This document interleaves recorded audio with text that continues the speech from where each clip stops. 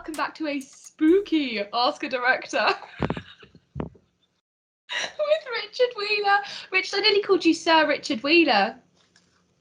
That's very kind. That's very kind. Just plain Richard Wheeler. Thank you very much. Thank you. How are you?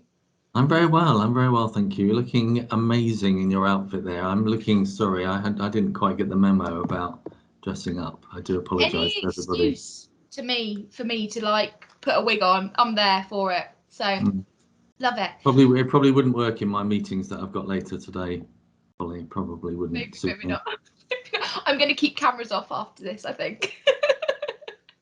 Well, we better get on with the questions. Lots of important questions. Absolutely. So let's speak about these questions. So the first question we've got today is a really important one. The question being asked is, what information does the Trust have about the COVID vaccine for 12 to 15-year-old children, its benefits to this age group and its safety? Because there's been reports that there are potential side effects of myocarditis. Do we have any information for parents, basically? Yeah, no, as you say, it's a really important question. I'm grateful for the people I've got quite a detailed answer if I can just run through that. So yeah, this autumn, all young people aged between 12 and 15 years old are being offered the first dose of the COVID-19 vaccine in order to help reduce transmission rates, obviously protect young people and help keep people in school and feeling well, and also support protecting families as well. So in our county, NHFT's school age immunisation service is helping to deliver these vaccine, and it is of course based on parental consent. Parents will receive a letter along with the consent forms to fill in. This letter also does contain links to a helpful website which gives some more context and background to the vaccine. So, I mean, in short, a bit like adults, there can be side effects. The most common ones in the first day or two, a heavy arm, feeling a bit fluey. In rarer cases, there have been some reports of people experiencing myocarditis or inflammation of the heart. But, thankfully, these are incredibly rare. And most of the people who've experienced this have felt better after resting. Yeah. Government website has got some more information on the side effects and on the vaccination programme for children. So we'll make sure we include that. And obviously, if people have got questions, they should, make sure they raise those around their children. Absolutely. So we'll put all those links in with all the information about sort of the COVID vaccine, the COVID vaccination programme for 12 to 15-year-olds, because we know we've got a lot of parents at NHFT. So we'll do that in the article. And thank you very much. The next question makes me so excited. I can't even tell you. Quality Awards is coming. But when do the nominations close? Yes, people I'm sure will have seen the information about the Quality Awards. So yeah, we're back with another virtual ceremony, isn't it, Holly? Yep. And closing date for nominations is Wednesday, the 10th of November at midnight.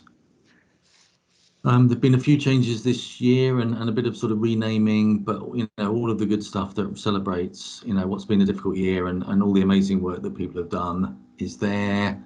The date for the virtual ceremony is Thursday, 16th of December. So please put that in your diaries. Obviously we can have everybody there because it's on a virtual basis. Everyone's invited. So that's Thursday, the 16th of December.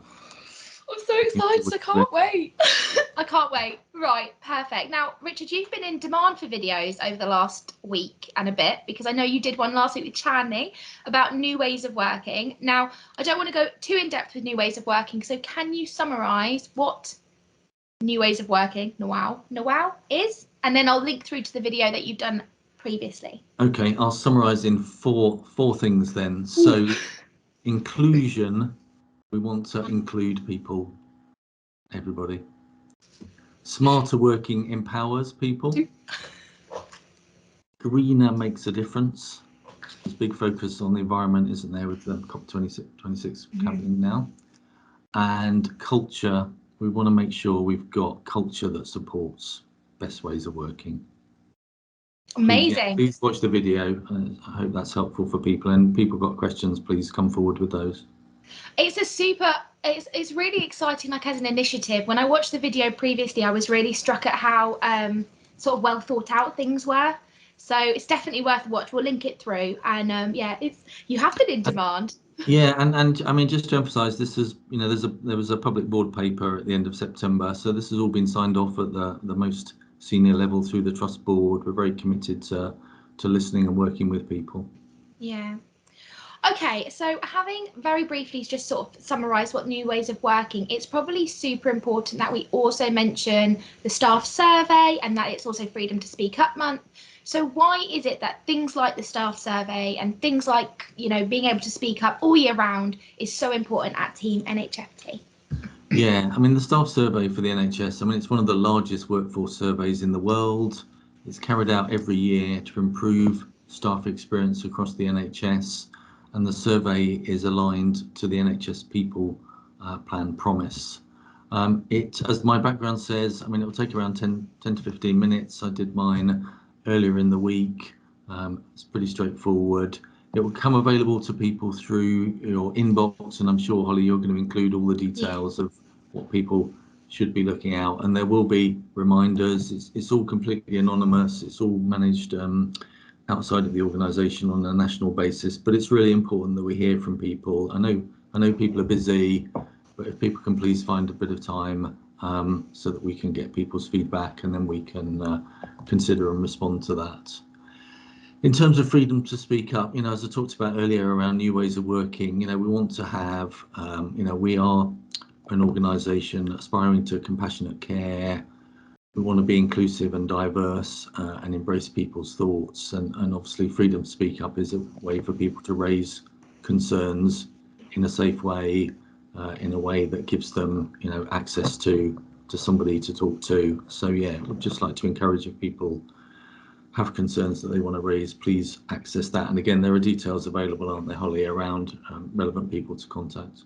Yep, Beth Brand is our Freedom to Speak Up Guardian, which is really exciting. So we'll also put all the links to their staff room pages and things in the article below. So Richard, you answered all the questions, but I have one for you. Because it is Halloween on Sunday, and I don't know if anyone can tell, but I like dressing up in Halloween and things like that. What is your spooky movie of choice? Gosh, that's a tricky one. I think one that is fun and a bit dark in places. I'm going Ghostbusters. I think it makes me laugh, and it's a bit weird in places. That's so a good film. My choice. Like the original Ghostbusters. Yeah. Love that. Love it. Well, thank you so much. It's been absolutely lovely having you on, and you've now got a bit of a break from videos. I think maybe we might see you again. But thank you so much for coming on. Is there anything you'd like to say to Team NHFT before we end this video? Yeah, well, obviously have a great and safe Halloween, and you know, let's keep safe over the period. And thanks for everything that everyone is doing. We really appreciate that. Love that. Well, we'll be back in 2 weeks with another. I still can't say it. I've done, man, how many times I do it, Richard. We'll be back with another Ask a Director in 2 weeks' time. So see you guys later. Bye. Bye.